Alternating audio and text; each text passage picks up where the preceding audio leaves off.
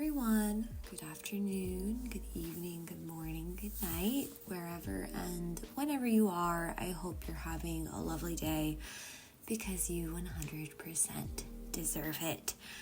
Welcome to another mundane week in my life.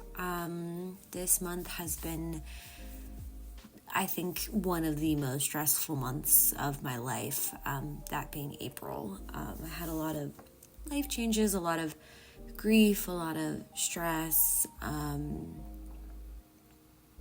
in interpersonal relationships, in my romantic relationship.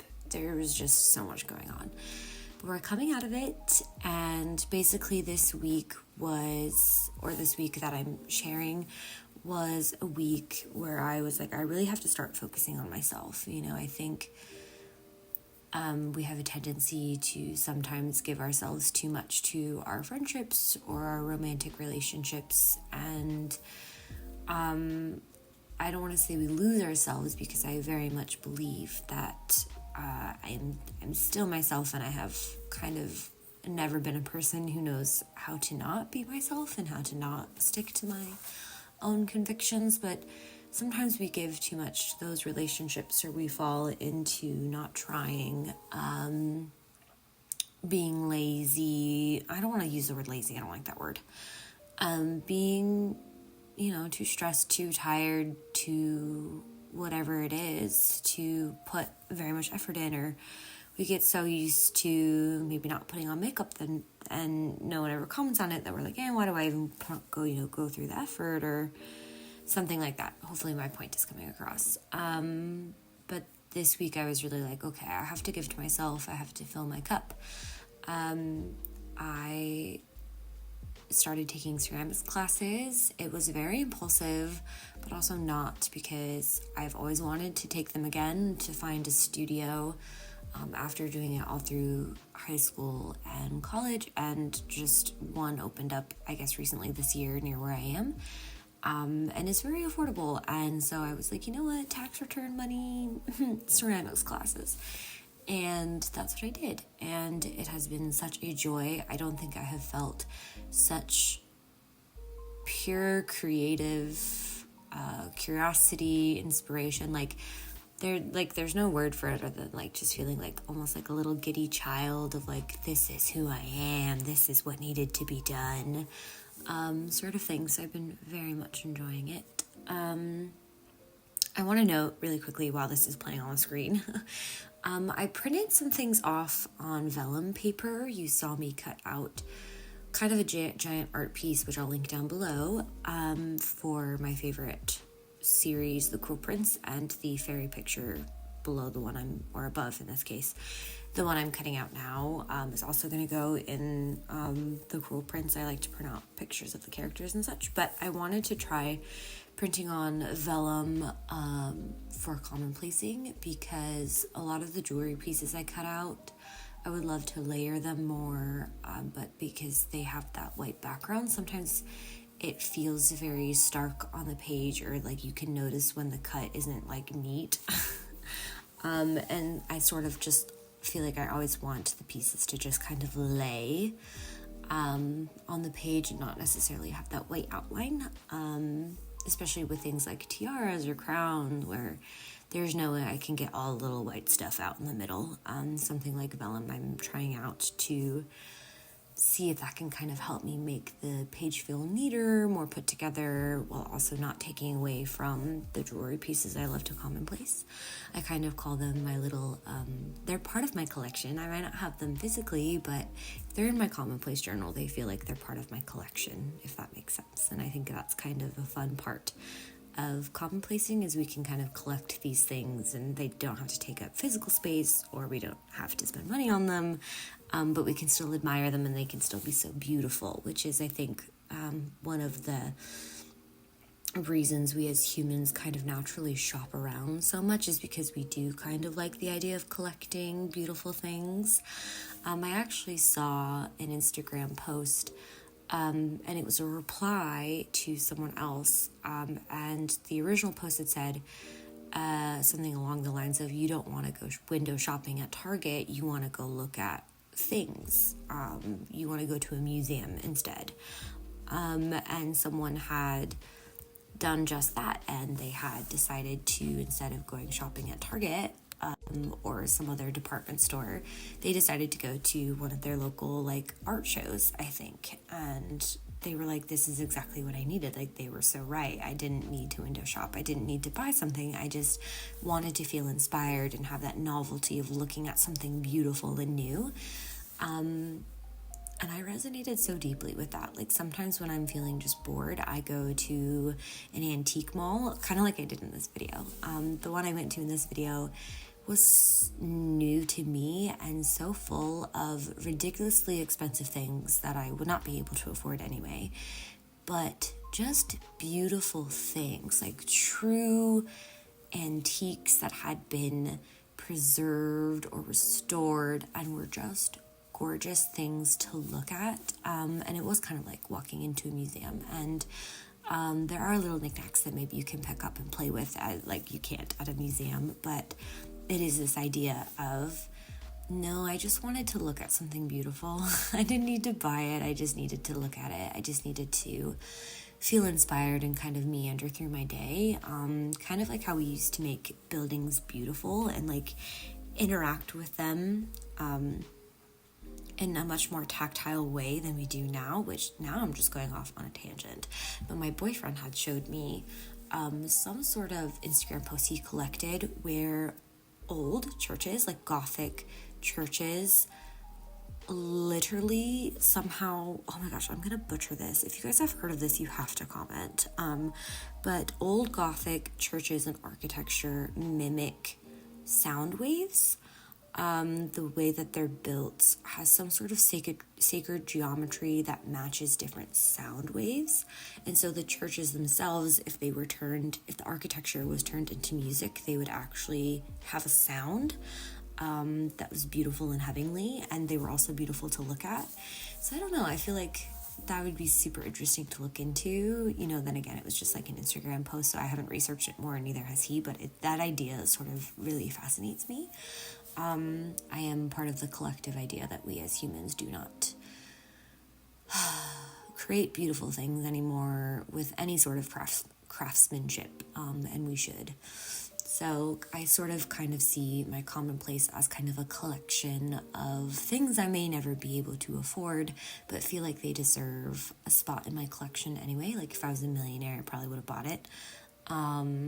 I don't know though, because I'm not a millionaire. Maybe I would be more selective if I was a millionaire. I don't know. Who is to know? But anyway, yeah, that's kind of the tangent that I went on. But yeah, this week has been a lot better, and I'm having a lot more things I want to commonplace about. I'm starting to do a lot of research into adaptogens. Things like cacao powder, lion's mane mushrooms, what are other ones? Ginseng, I think, is one. I've been starting to do a little reading on them. I have, again, like I said, this was the most stressful month of my life, at least in the past few years, like at least since I was a teenager. Like, I don't even think any part of college was as stressful as this month was. But I have been drinking cacao powder because I did a lot of research. It's super high in magnesium. It's super high in different molecules that kind of boost serotonin and focus and relaxation. And oh my gosh, it has been beautiful. I was so anxious the other day, and it was morning, and I was like, you know what, I'm just gonna have a cup of my cacao, which is basically unprocessed cocoa. So it is like drinking a cup of hot cocoa. It's just chocolate, basically unprocessed chocolate without any added sugar or anything. It's like minimally processed. And because it's minimally processed, all of those good things are still in it. And I had a cup, and I was feeling so anxious, and it just put me back to normal.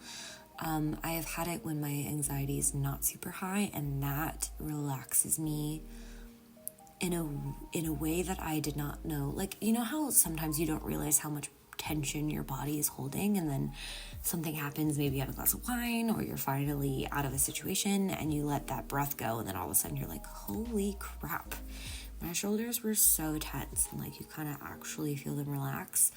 I felt that in my jaw. I remember I was sitting in bed reading and I had just finished a cup of tea and it was starting to kick in. And I was like, I don't think my jaw has ever felt this relaxed, like genuinely. So if I'm not super anxious, it's really helpful for helping my muscles kind of relax before bed. And if I am super anxious, it puts me back into a state of normal. Yeah, that's another thing I tried this month. I also started to realize that maybe I was suffering a little bit from seasonal depression. And then if you watched the last video I made, you'll know about my dearly beloved cat. Thank you for all your kind comments and messages about that, by the way. I didn't have the heart to reply to any of them, but it really did mean a lot that so many people not resonated, but were just so kind when you guys didn't necessarily need to be. So yeah, it meant a lot. But other than that, which is obviously a very big stressor, I went for a walk in the woods, which you'll see later. It's actually at the end of this Commonplace session is when I share some footage from going into the woods. And there were flowers, and it was sunny. It wasn't rainy. It was sunny. I saw a butterfly, and I was like able to follow the butterfly for a while down the beautiful, rocky, majestic path with all they look like sunflowers, but they're not. They're called arrowroot flowers. Gorgeous everywhere. I saw bumblebees for the first time in months. I was able to stick my feet into the water. Like, I didn't realize how much I did realize. I did. Let's be honest. I do know. I am a plant, okay? I need sunshine to exist properly, and water. I need sunlight and water, and I'm happy. That's why I sit on my balcony literally every second of every day if I have a chance. But just seeing flowers, there was something about the flowers and the bees, like seeing bees and butterflies and insects and life, sitting on the balcony lately and watching birds and waking up to bird song. Oh my God, so good for mental health. So good. I didn't realize, sometimes you don't realize how bad it was, how stressed you were until you're starting to come out of it. And the solutions feel so utterly simple that, like, for some reason we didn't think of them. So yeah, just been kind of feeling a lot better after filling my own cup and kind of realizing that, yeah, sometimes you don't realize you're super stressed until it's over. And some kind of new stress takes over because that's just life. You finish one thing and then another thing starts. But I'm really hoping that this is like the beginning of a much better time. I was sitting on the balcony journaling and just sketching the other day, picking up a pen for the first time or a pencil for the first time in so long, and just sketching what I saw and acknowledging that it wasn't going to be perfect and that it wasn't going to be the best thing I'd ever drawn, and then journaling about how it feels different this time. Like, it almost feels like this past year was one really big stressful adjustment, and there were so many things that needed to come up and needed to be talked about for me to work through, and I'm starting to see the light at the end of the tunnel. I'm starting to see the other side, what life looks like here, what my relationships look like here, who my friends are gonna be, all of that. Yeah, I feel like I went off on like a little bit of a tangent. I'm also going to admit that I yapped really long time about stuff that was not relevant during the first voiceover and went way too long by accident. So this second half is me recording like 3 or 4 days later, and it's already Friday and it should have been posted today, but we're just gonna post it tomorrow and hope that you guys don't yell at me. I'll talk a little bit more about commonplacing because I had kind of mentioned it at the beginning of the video of I'm finally starting to have things to commonplace about. And I feel like we all have little indicators that our mental health is getting better, that maybe we don't realize are indicators of our mental health getting better. And to me, commonplacing is about interacting with the media that we're consuming. And so the idea of wanting to print out an article or wanting to print out a picture and wanting to write about it feels like I'm engaging in a much more authentic or intellectual way that when I'm tired and doom scrolling and just trying to make it through the day, I don't do. Like, I just consume it and it disappears from my brain. Whereas now that my mental health's better, I'm starting to be like, actually, I want to research this. I want to look more into this. This is making me think of something. So I'll just leave you with that little note about maybe asking yourself, how can I tell my mental health is good? And how can I tell it needs a little bit of love? Because I think that's really important for us to all know. But I'll leave you with that and some footage from the forest, and I will see you all next time.